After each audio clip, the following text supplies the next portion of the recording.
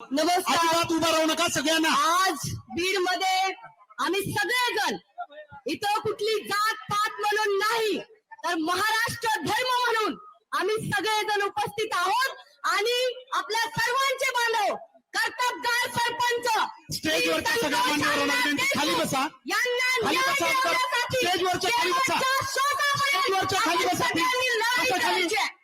स्टेजवरच्या सगळ्या खाली आज बसा. माझ्या बहिणीचा कुंकू पुसला गेला. स्टेजवरच्या कुणीच उभा राहू नका. खाली बसा. लेकरं अनाथ झालेली आहेत. ही दडपशाही, ही गुंडागर्दी मातीत मिसळल्याशिवाय महाराष्ट्र शांत बसणार नाही. कारण हा लढा कुठल्या जातीचा नाही, हा लढा मराठी माणसासाठी आहे. हा महाराष्ट्र छत्रपती शिवाजी महाराज, शाहू फुले आंबेडकर, अहिल्यादेवी होळकर आणि संविधानाने चालणार आहे.